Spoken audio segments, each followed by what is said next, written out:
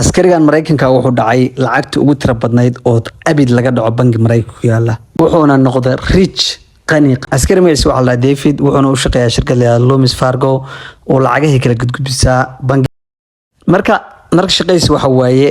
ciidamada lacagaha kala gudbinayo la shaqeeyaa oo lacagtaasi maanta kala gudbiyaan cash aad u tira badan mushaar fiicanna meesha kama qaato wax yar laakiin taas way isbedeli doontaa maalmaha kamid David wuxuu la kulmay naagtan oo jeedaan meesha shaqada kula magaceedana waa Kali marka David wuu ka helay xiriir bay sameysteen labadooda way kabacdina waxay sameeyeen kabacdi journalku wuxuu ka akhrinay David sheeko wuxuu arkay saabsaneed bangi la dhacay iyo sheekad kor bangi la dhacay wuxuu arkay bangiga u shaqeeyo nin dhacay oo Florida meel dhahay ku dhacay lamana qaban wuu fakaday sheekadaas meelka asagii qofti Kali ahayd waxay dhaheen ninkaas bangigaas uu dhacay lacagtaas uu la fakaday lamana qaban annagana soo kala wasameyn karnaa bangiga dhici karnaa lacagtaasna la fakan karnaa mana la qaban karo maxaa qaldami kara Kali waxay taqaanaa qof caawin kara inay bangiga dhacaan saaxiibkeeda iskuulka sare isla dhigan jireen oo tuug waaweyn ka garanay waana this guy magaciisana Chamber baa la dhahaa marka saddexdooda way isku imaadeen maskaxdooda isku geeyeen waxay balan gareynayaan qorsheynayaan qaabka ay ku dhici lahaayeen bangiga waa kuwan ayaga fadhiya dad kala jira oo qorshahan ku jira laakiin hadda saddexdoodan baa focus ka saarna way dadkaas marka bilo badan baa ka soo wareegay qorshihii way dejiyeen laakiin habeenka iyada ahayd baa hadda joogta la jooga oo bangiga la gali lahaa caawa weeyna la socdo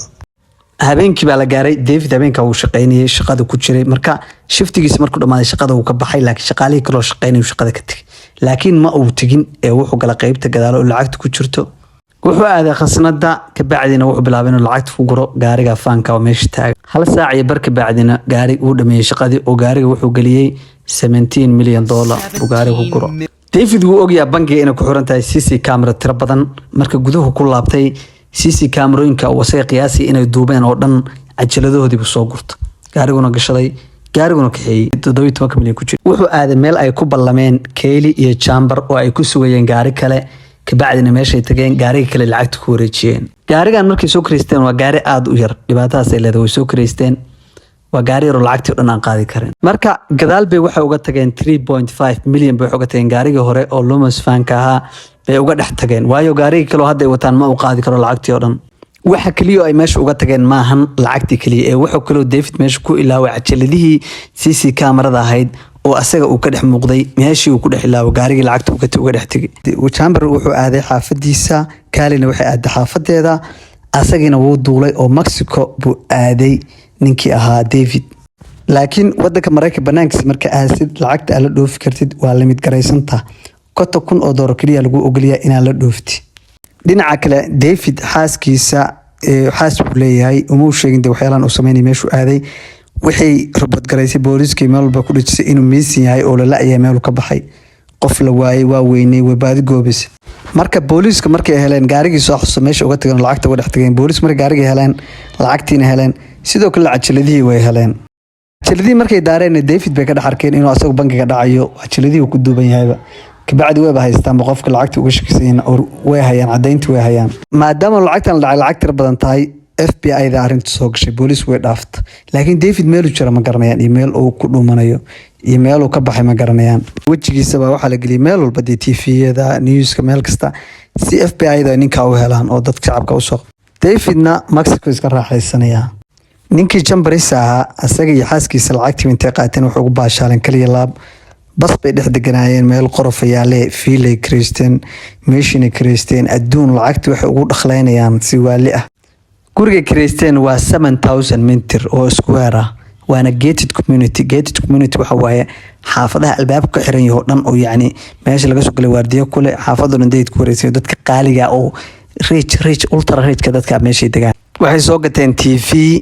Faranti Diamond Rolex saacad la dhahayo gaariyaal qaali ah Chambers xaaskiisa hataa waxay gashay qalin sanka ah surgery sanka lagu dhuubanayo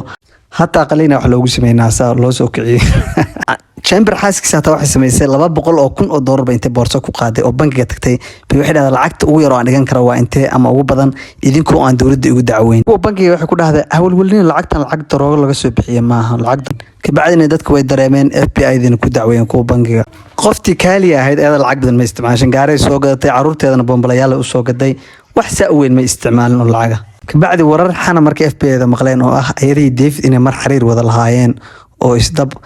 kabacdi ayadana wax ku soo biirtay dadka laga shakisan yahay listii ku soo biirtay bacdi FBI da way isku tageen maskaxdooda isku geeyeen waxay u soo baxday sida kaliya raggan ay ku heli karaan inay tahay chamber ninka la telefonkiisa inay haagareeyaan oo waxa soo wacay dhageystaan iyo cid wacayna dhageystaan dhinaca kale ninkii David ahaa wuxuu iska baashaalaya soo jooga Mexico meeshii ahayd oo uu isqarnaa ninkii David wuxuu iska raaxaysanaya Mexico uu isqarnaya laakiin wuxuu ogaaday kota kan kuna door inay meel geyneen ba dhamaanasana kabacdina chambers buuca waxa ku dhawraa ma isoo diri ka lacagta qaarniyo lacagta sheerkan kula hadii qaar isoo dir saaxib si aan u shiidino meesha ugu wareerin marka wuxuu ku dhaahay oo ku soo diray lacagta laakiin meesha la rabay lacagta uu diro wuxuu u diray nin hitman oo soo diray asaga hitman waxa la qof uu lacag u ballan qaaday wuxuu dhahay Mexico aad ninkaas soo baqaaraj si marka lacagta qaybta sheer ku leeyahay iyo lacagtoo dhan anaga aan u qaadano aan u hay David haduu dhinto hataa mana ku sheegi doono cidna xasuuso chambers markii uu la wacay hitman-ka oo ku dhahay ninkaas ii soo dil chambers telefonkiisa FBI way dhageysanaysi markii way ogeen David meesha laga helo chambers meesha joogana way ogyihiin FBI da Mexico ka soo qabteen David chambersna way soo qabteen David sawirkiisa waa kana chambersna waa kan chambers xaaskiisana way soo qabteen qoftii qaliinka isku sameeynayay waa kana sawirkeeda Kellyna way soo qabteen ayadana waa kana sawirkeeda kulli markii la isku dardaro darsimaandada ay soo qabteen kulli markii la isku dardaro 20 qof baa la soo xiray oo arintan lu kulaha David waxa lagu xukumay 7 sano oo xabsi ah chambersna waxa lagu xukumay 11 sano oo xabsi ah maadaama asaga hitman qof soo dilay hawlo kala ogolay chambers xaaskiisana waxa lagu xukumay 7 sano oo xabsi ayadana Kellyna waxa lagu xukumay 6 sano oo xabsi ayadana sidoo kale waa inay celiyaan lacagtii ay xadeen oo dhan inkastoo badankeeda la helay laakiin ilaa hadda waxa la laayahay ilaa maantadan 2 milyan oo kamid ah lacagtaas meel ka baxday la waayay marka arinta meesha ka fikirayso waxa weeye David sab arinta ku galay David recordkiisa kaliin buu ahaa wali wax dambiye ma geysan nice guy waa dawladda bangaas u shaqeynay nin iska caadi u ahaa nolol normal marka maxaa sababay inuu shaqadiisa lacag ka xado milyan dollar subax intuu soo kaco marka David waxa dhacday shaqadan buu qaban jiray hari habeen milyan dollar ku dhex jiray saacadina wuxuu ku shaqeyn jiray 8 dollar iyo 15 cent marka wuxuu ku dhex jiray lacag aad u tiro badan oo malaayiin ariya habeenka la gurayay noloshiisa personalkaana dhaqaal darro saayida baayso biiliskiisa taas kuma bixin jirin aad xaaris uga jabneed lacagtana uu ku dhex jiray tirada badan sanaduuna isaas ku shaqeynay sawira adiga waxa ku dhex jira malaayiin aan kartooma yaani lacagta adduunka ku dhex jirta shiidka adduunka bishaarada adduunkan adiga ku haysa hariya habeen waxa kala guraysaa malaayiin dollar sawira bal image kare sidee baad dareemi lahayd marka maxaad dareemi lahayd sidoo kale ninkan kaali qofta xiriirka la sameeyay qoftaas ku buushkaraysay horta ninka ragga naag qaar kasta ka tuuri kartaa marka hadaa jiro farax ku aaminsan waa ku buushkarayn kartaa in waxyaalo sameeyo hadda maxaa soo taagneen nin Arsenal ah oo jaceelkiisa u imaaday Muqdisho marka wax kasta adduunka way dhacaan gabar wax kasta sameyn kartaa gabdhaha power bay leeyihiin ragga markay imaato hadda kaali baan ka dhaadhicay inuu bangiga dhaco